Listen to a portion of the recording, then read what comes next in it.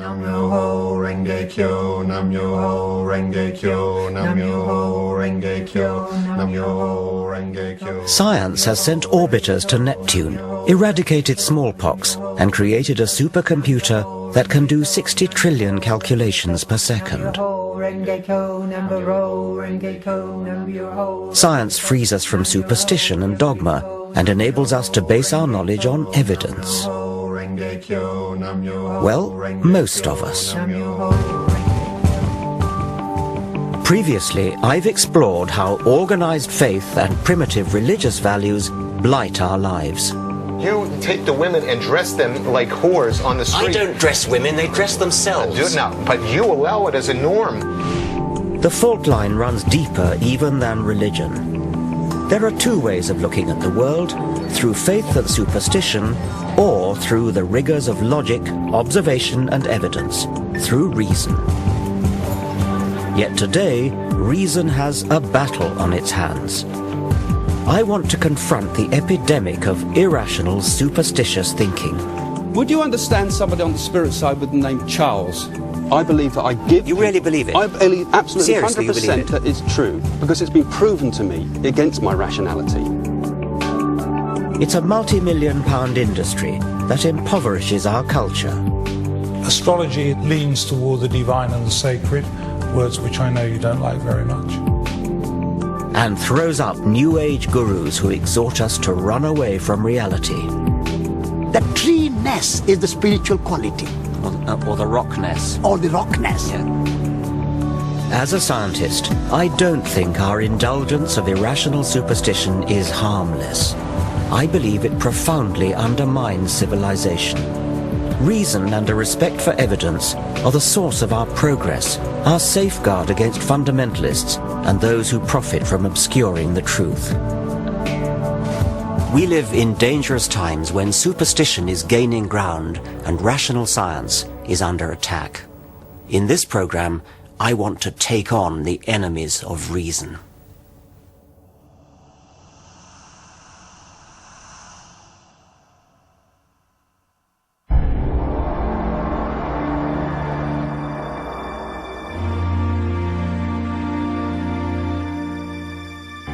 "300 years ago, in the Age of Enlightenment, scientists and philosophers from Galileo to David Hume had the courage to stand up for intellectual principles and reason.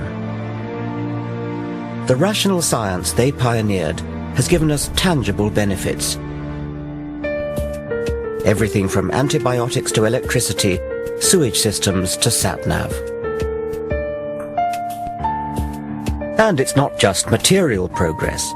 Increased life expectancy, health and leisure provided by modern medicine and industrial technology have given more people more time than ever before to educate themselves, express their creativity, and ponder existence. And yet, into this better world that reason has built, primitive darkness is coming back, a disturbing pick and mix of superstitions. Where better to start my journey than a New Age fair? Hello, what do you do? What sort of readings do you do? All kinds. I do the tarot, and then I also do the crystal ball. This is George. Hello. What can you do for me? All right, well, we can take out our photograph. All right, I'd like that, yes. What do I do? Just sit on the throne there? Take a seat, please. Shall I take my glasses off? What have you got here? Right, now, you have got a couple of spirit guides around you at the moment, because I think there's something in your life changing, but I think this is about you as well, being more comfortable with yourself. Now, what you have here is you have somebody in spirit who's really, really close to you, and they've got their arms around your neck. Well, that's very nice to know.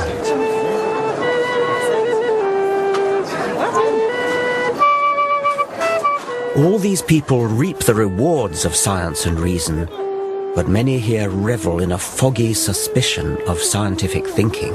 Okay, so you could teach me how to use my psychic energy? Yes. Is that the idea? Yes. You can rely much better on that than on your head. Irrationality is woven into the fabric of modern life. We unthinkingly indulge unscientific delusion. I'm the rather schizophrenic Gemini. Aquarius. Pisces. Astrology is so pervasive that just about everyone has been indoctrinated with the alleged character of their star sign. They're fiery, a bit unreliable, they love traveling, they're very expansive, they're quite spiritual. Loyal, spend too much money, good leader. They can be a bit moody, swinging one way and the other. They can be very bubbly 1 minute and then a bit down, and you never know what you're going to get with them, my husband says.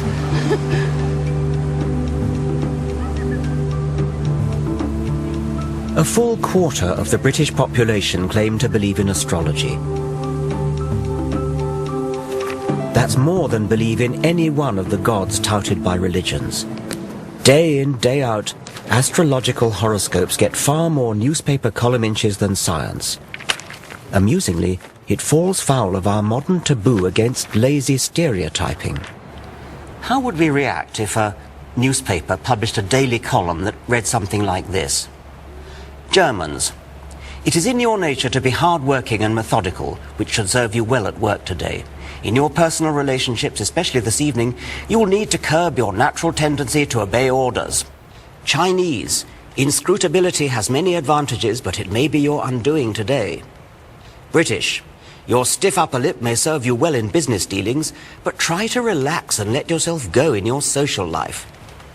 And so on through 12 national stereotypes. Of course, the astrology columns are not as offensive as that, but we should ask ourselves exactly where the difference lies. Both are guilty of facile discrimination, dividing humanity up into exclusive groups based on no evidence. So now I want to find out how those who trade in such irrational nonsense can possibly justify what they do. This is a map of the cosmos with London in the very centre.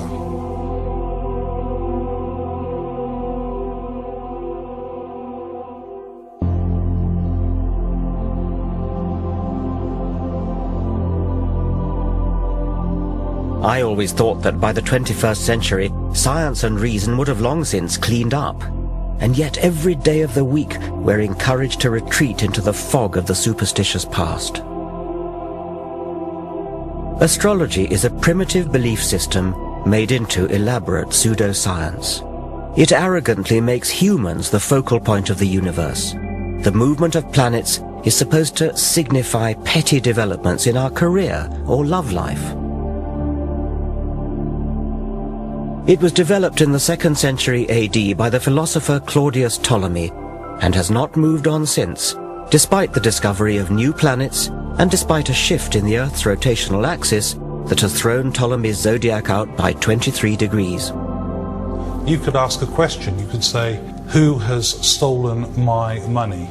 It never made sense when it was first invented, and it makes even less sense now. Read it off as though you mean they get it right. Do you think there's an actual physical influence of the planets that somehow beams down and influences people? I think it's very hard to see that. I think if you try to understand astrology as a causal agent, right, I think that's hard to imagine how that would happen. I think you have to look at the planets as signifiers. When you look at the movement of Saturn around the zodiac, it's a very strong signifier of what's going on in individual lives. I don't even understand how they could possibly be signifiers. I mean, how could the rise of Saturn possibly be a signifier for something that's going on physiologically in a person's body? The position of planets in the signs of the zodiac. This is what you keep coming back to ask me. How could it possibly work? Yes. And I've told you, I don't know. It's a deep, dark mystery. What isn't a deep, dark mystery is why the trite vagaries of newspaper horoscopes seem to chime with readers. Psychologists have identified what's known as the Barnum effect, whereby people tend to believe statements are accurate for them personally, when in fact they're general enough to apply to anyone.